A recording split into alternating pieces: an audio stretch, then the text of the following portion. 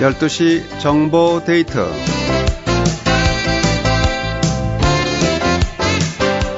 여러분 안녕하십니까? 12시 정보 데이트 홍승섭입니다. 지역사회 정보와 화제를 알아보는 12시 정보 데이트. 오늘은 이민법 정보를 알아보도록 하겠습니다. 카이 법무법인의 김지민 변호사 나오셨습니다. 어서 오십시오. 네, 안녕하세요. 네, 이렇게 방송국까지 나와주셔서 고맙습니다. 아니요, 초대해 주셔서 감사합니다. 네.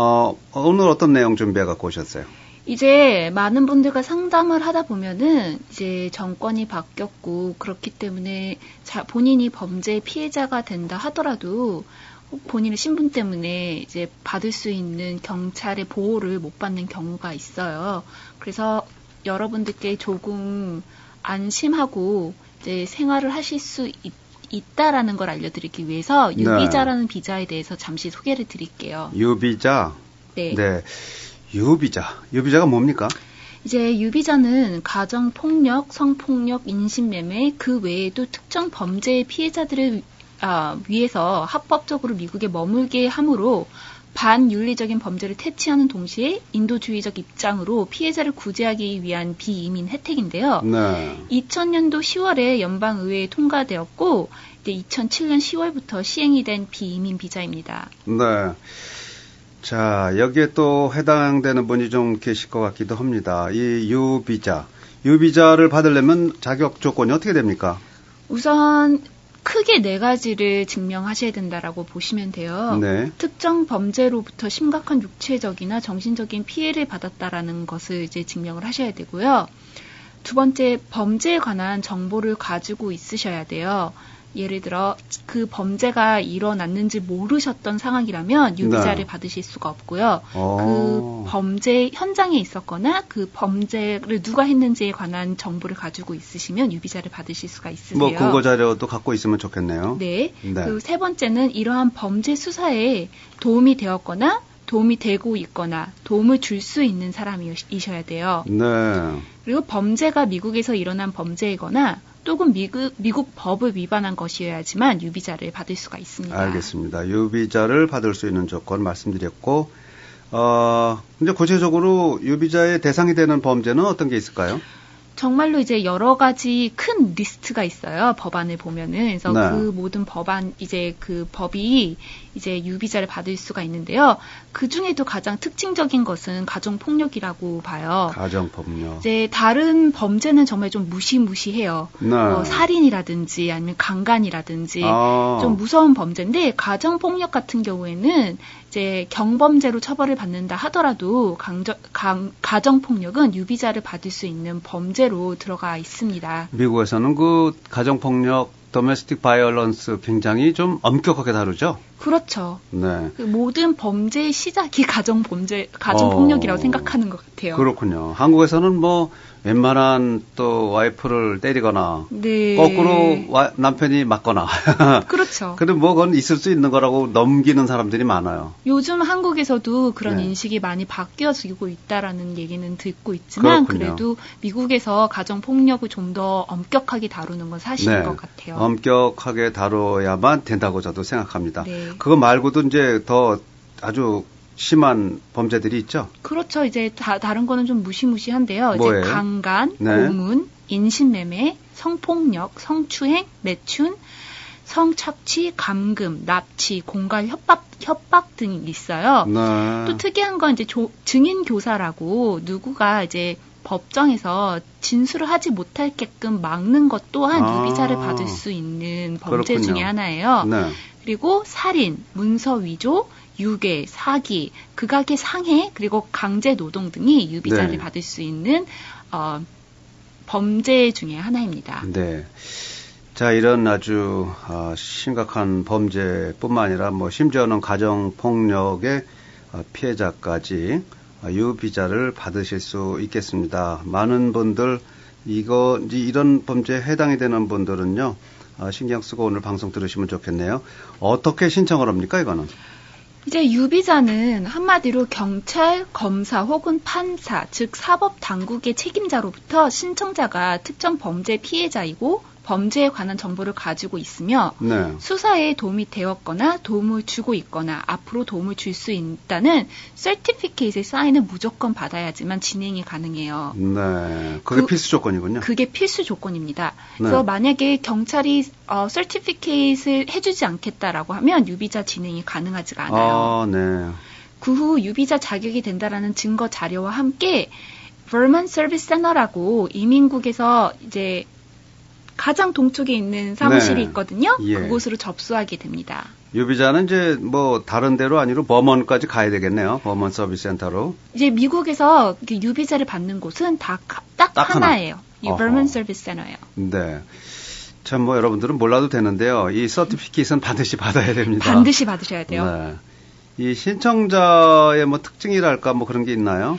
우선 유비자가 특이한 거는 피해자가 예를 들어 아이가 21살 미만일 경우 그 피해자의 부모 그리고 18세 미만의 형제 네. 그리고 그 피해자가 부모님께서 만약에 다른 분과 결혼을 했었다면 그분의 배우자 등이 포함될 수 있다라는 게 큰 특징이에요. 그렇군요. 그렇기 때문에 예를 들어 그런 일이 없어야 되겠지만 아이가 성폭행을 당했거나 성추행을 당한 경우 네. 아이가 18살 미만이면 그 가족이 다 유비자 혜택을 받을 수 있다라고 그래요? 보시면 돼요. 그렇군요. 네. 만약에 21살 이상의 만약에 유비자 신청하시는 분께서 21살 이상인 경우에는 네. 배우자 또는 21살 미만의 자녀도 그 피해자 신청서에 포함될 수 있기 때문에 immediate relative, 그러니까 가장 가까운 가족들은 유비자 신청에 같이 포함되어 있을 수 있습니다. 가족까지. 만약에 21세 이상인 경우는요? 네, 그러니까 배우자 그리고 21살 미만의 자녀도 이제 동반 가족으로서 유비자 신청에 포함될 수가 있어요. 아, 그렇군요. 자, 신청자에 대한 이제 특징 설명했고, 만약에 해외에 거주한다면 어떻게 되나요?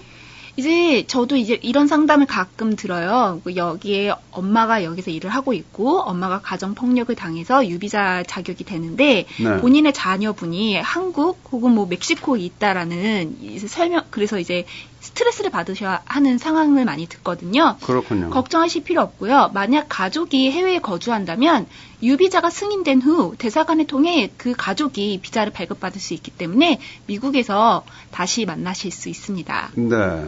자, 이런 흉악 범죄, 강간, 고문, 인신매매 말고도 이제 가정 폭력까지 이런 모든 거는 좀 비밀스럽게 비밀이 좀 보장이 돼야 되는 거 아니겠어요? 그럼요. 그리고 네. 유비자가 자격이 된다라고 하는 걸 알지만 진행을 무서워하시는 분들 중에 하나가 혹시 본인이 유비자를 신청을 했다가 추방이 되는 게 아닌가라는 걸 걱정하셔서 그렇겠네요. 유비자를 신청을 못 하시는 경우가 가끔 있어요. 네. 유비자 신청서에 관한 서류는요. 비밀이 보장되고 피해자 보호 차원에서 일체 수사기관에서 일부 유출을 금지되어 있고 외부 유출이 금지되는군요. 예, 외부 유출이 전혀 금지되어 있고요. 이민국 내부 직원이 이 규정을 어긴다면 형사법으로 처벌 그리고 징계에 더불어 5,000불 이상의 벌금형을 받을 수가 있습니다. 한마디로 이제 유비자 신청에 따른 관련 서류는 이제 완전히 비밀이 보장이 된다. 그렇기 때문에 미국에서 단 한 군데만 유비자를 받을 수가 있어요. 마음 놓고 여러분들도 비밀은 철저히 보장이 되기 때문에 하셔도 되겠다. 이제 그런 얘기가 되겠네요. 근데 이제 미국에 불법 체류거나 미입국한 적이 있는 사람들은 어떻게 돼요? 유비자는 몇 개 안 되는 비자 중에서 유일하게 미입국을 했거나 여러 번 불법 체류를 하더라도 신청이 가능한 비자예요. 그런 게 있군요. 네, 그렇기 때문에 추방 명령을 기다리시는 분들께서 만약에 유비자를 신청하시는 경우가 많이 있으세요. 그렇군요. 이 트럼프 행정부에서 참 그 비자 주는 거 영주권 주는 거 굉장히 까다롭게 나오는데 이것도 무슨 제한 규정이 있습니까? 까다롭기보다는요. 이제 유비자는 정말로 많은 걸 사면해주는 비자 중에 하나거든요. 그렇기 때문에 1년에 10,000개밖에 발급이 되지 않습니다. 이것도 쿼터가 있군요. 네, 그렇기 때문에 항상 10,000명 이상 1년에 접수가 되고 있는 추세예요. 그렇기 때문에 신청을 하시고 나서 오랫동안 대기를 하고 있으실 수도 있다라는 거는 항상 기억하고 진행하시면 될 것 같아요. 네. 하지만 큰 장점은요. 유비자를 3년 유지하고 난 뒤에는 영주권을 신청할 수 있는 자격이 주어져요. 그렇군요. 예를 들어 E2 같은 경우에는 미국에서 사업을 할 수 있거나 아니면 F1은 학교를 갈 수 있지만 그 다음에 영주권을 받아줄 연결이 수 안 있는 되죠. 연결이 안 되죠. 네. 하지만 유비자 같은 경우에는 연결이 되는 비자 중에 하나이기 때문에 만약에 유비자를 받으시면 3년 그렇군요. 후에 영주권 진행하시는 것도 준비하시는 게 좋으실 것 같아요. 네, 오늘 좀 유비자에 대해서 카이 법무법인의 김지민 변호사와 함께 알아보고 있는데요. 이 대상 범죄는 이제 강간, 고문, 인신매매, 성폭력, 성추행, 매춘, 성착취, 강금, 납치, 공갈협박, 증인교사, 살인, 문서위조, 유괴, 사기, 극악한 상해, 강제노동 이런 것을 포함해서 가정폭력, 이 범죄 경범자 피해를 받은 사람도 해당이 되겠습니다. 이제 이런 비자가 또 있고 저는 또 T비자라는 것을 들은 적이 있는데 이건 뭐예요? 저도 좀 알고 싶은데. 네, 그러니까 유비자는 신청하신 한국 분들도 꽤 계세요. 네. 왜냐하면 이제 그로소리에서 일을 해서 강도가 들었다거나 아. 뭐 그런 일들이 있을 수 있기 때문에 네. 유비자에 대해서 많이 아시겠지만 T비자는 한국 분들에게는 좀 생소한 비자이실 거예요. 네, 저도 처음 듣는. 네. 네. T비자는 강제 노동에 피해가 된 사람에게 이제 줄 수 있는 혜택이에요. 네. T비자는 인신매매, 강제 노동의 피해자로 하여금 그 가해자를 처벌할 수 있도록 하기 위해 만든 특별한 규정입니다. 네. 받으려면 미국 본토, 하와이, 사이판, 괌 등에서 인신매매 혹은 강제 노동을 당한 외국인이어야 되고요. 또 미 당국의 수사에 적극 협조할 것을 약속하는 의미예요. 네. 비이민 비자를 받은 경우 주어진 기간 동안 미국에 체류할 수 있을 뿐만 아니라 유비자와 마찬가지로 3년 후에는 영주권을 신청할 수 있습니다. 자격 요건이 좀 있어야겠네, 이것도. 자격 요건은 이제 좀 심각한 형태의 임신매매 혹은 강제 노동의 피해자가 자격 조건인데요. 예를 들어 18살 미만의 아이가 사람을 상대로 성매매를 강요당했다거나 네. 아니면 강제 노동이나 서비스를 제공받음에 있어 폭력, 기만, 강요를 통해 강제 노역, 채무 탕감 등의 행동이 이제 네. T비자를 받을 수 있는 이제 그렇군요. 범죄 행위 중에 하나예요. 그렇군요.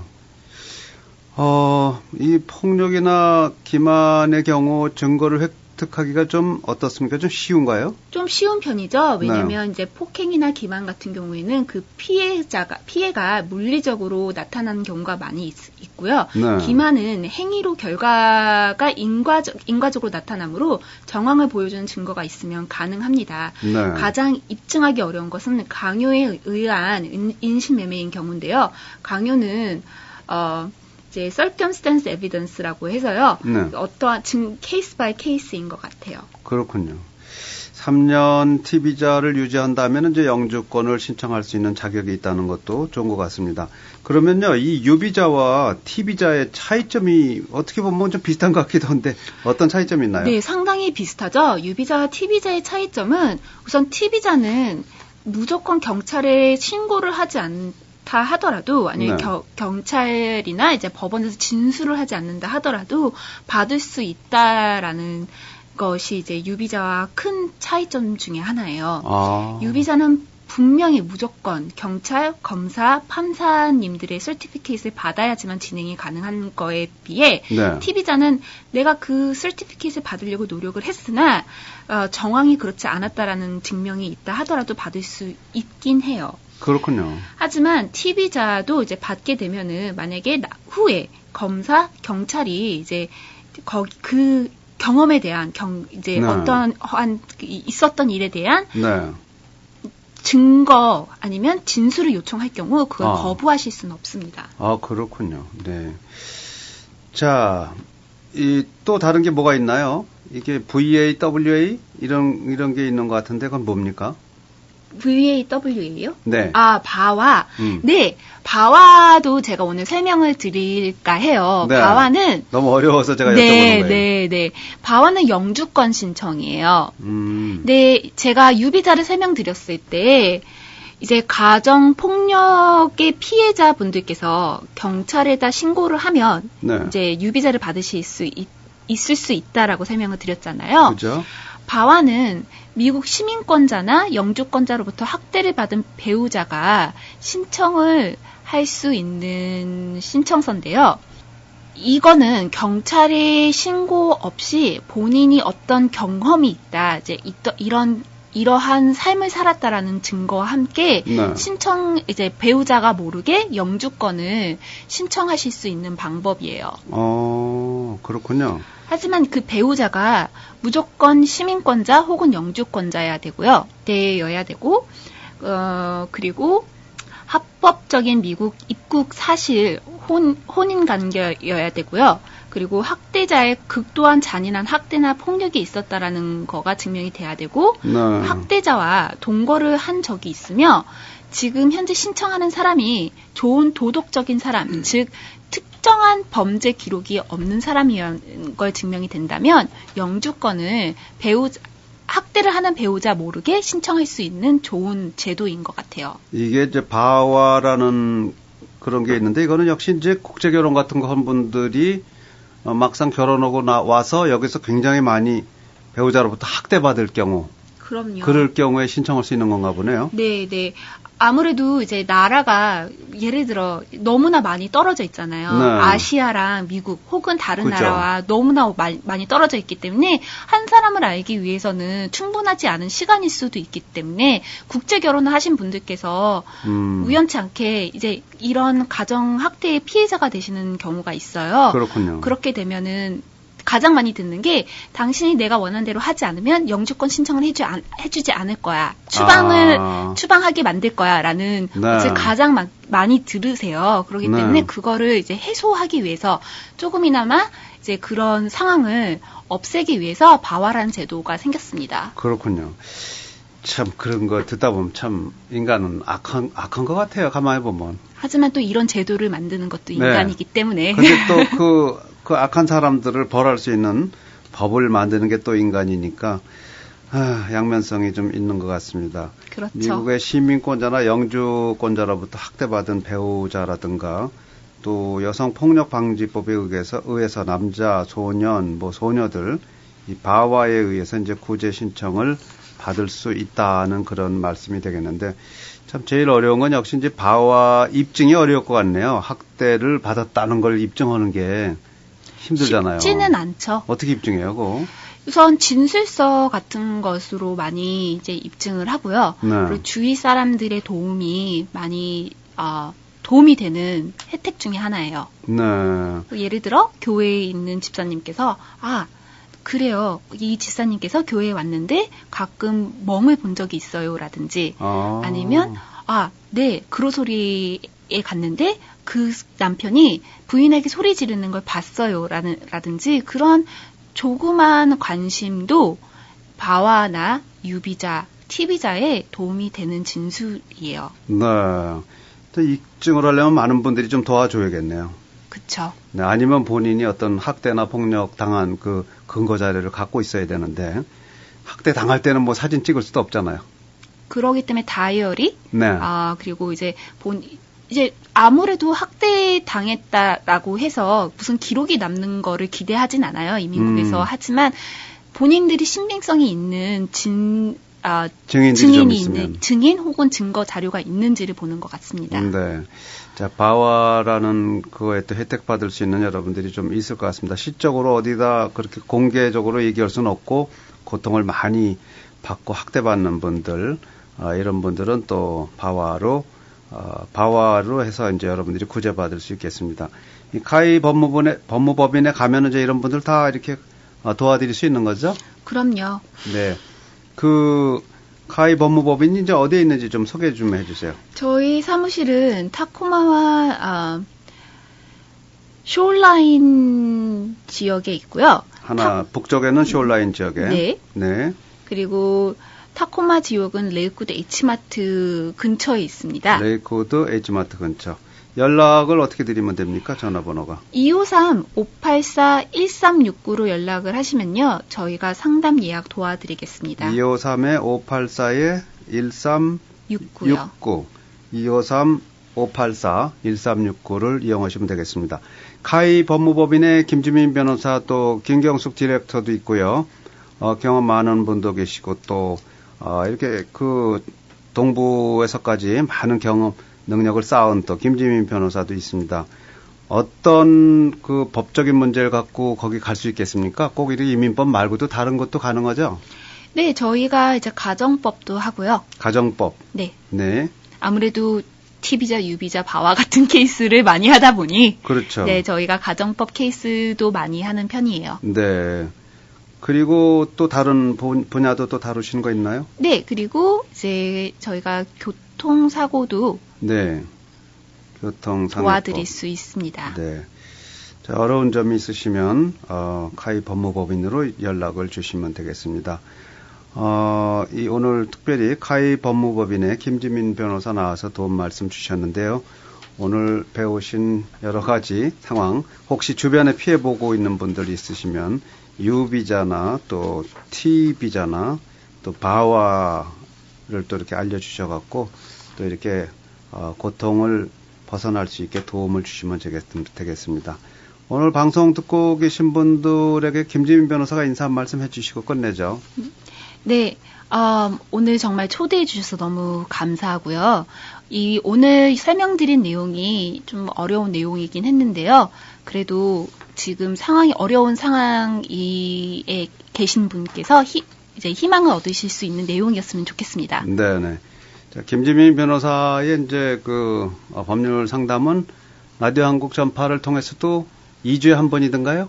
2주에 한 번입니다. 네, 2주에 한 번 매주 월요일 날 저녁 뉴스에 이렇게 접할 수 있겠습니다. 여러분들이 뭐 답답하고 힘든 일이 있으면 카이 법무법인 253-584-1369, 584-1369로 전화 주시면 되겠습니다.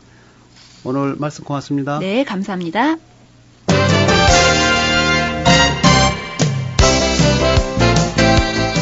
지금까지 정보데이트 김지민 변호사와 함께했습니다. 잠시 후 바른말 고운말에 이어서 1시부터 김은광, 곽하은의 국민정음쇼가 방송되겠습니다. 시청해주신 여러분 고맙습니다.